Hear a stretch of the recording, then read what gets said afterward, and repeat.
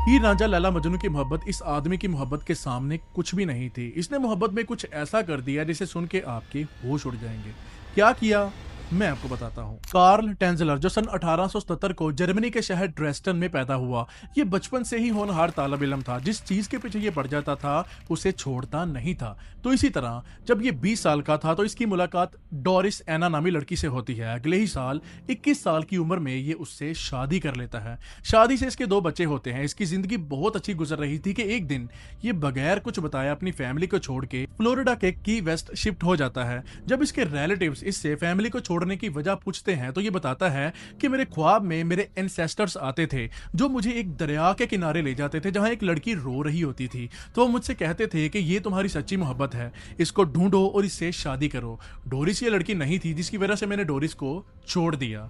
तो इसी तरह सब ये समझते हैं शायद कार्ल पागल हो चुका है, मगर ये पीछे हटने वाला नहीं था। तो सन 1930 में जब ये यूएस मरीन हॉस्पिटल में एज अ रेडियोलॉजिस्ट अपनी सर्विसेज दे रहा था तो इसकी इंटरेक्शन एक लड़की से होती है जिसका नाम था मारिया एलिना। एलिना को देखते ही कार्ल के होश उड़ जाते हैं क्योंकि ये वही लड़की थी जो इसे ख्वाब में नजर आती थी। मगर सैडली एलिना को टीबी थी और उस दौर में टीबी का इलाज नहीं था। मगर कार्ल एलिना को लेके इतना पॉजेसिव हो गया कि इसने अस्पताल में तमाम मरीजों को छोड़ के एलिना को ही अटेंशन देना शुरू कर दी। ये ऑल द टाइम उसके पास रहता, इवन अपनी जेब से उसकी दवाइयों के खर्चे करता। इवन एलिना के घर वाले भी ये सब देख के हैरान हो रहे थे।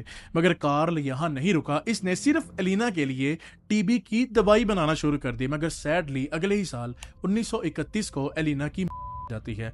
कार्ल इससे टूट जाता है। मगर कहानी तो यहां से शुरू हुई थी। कार्ल सबसे पहले अपनी जमा पूंजी से एलिना का घर खरीदता है और उसमें कोई भी तब्दीली नहीं करता। इवन वो एलिना की कब्र पे मकबरा बना देता है। अब कुछ ही दिनों के बाद इर्द गिर्द के लोगों को कब्रिस्तान से अजीबोगरीब आवाजें आना शुरू हो जाती हैं। ये कार्ल टेंजलर था जो हर रात एलिना के मकबरे में आता और गाने गाता। फिर एक दिन ये आवाजें बंद हो जाती हैं। सब राहत की सांस लेते हैं मगर उन्हें कोई अंदाजा नहीं था कि आगे क्या होने वाला है। इस वाकये के 8 साल के बाद एक बच्चा अपने घर के गार्डन में खेल रहा था कि उसकी नजर उसके पड़ोसी के घर में जाती है जहां वो देखता है कि एक बूढ़ा आदमी एक अजीबोगरीब गुड़िया के साथ डांस कर रहा है।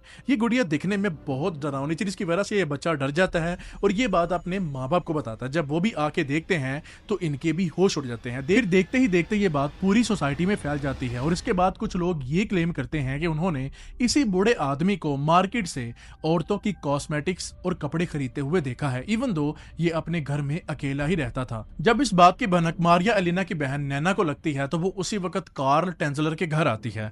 वो खुद तो घर मौजूद नहीं होता मगर इसे उसके सोफे पे पड़ी एक गुड़िया नजर आती है जो दिखने में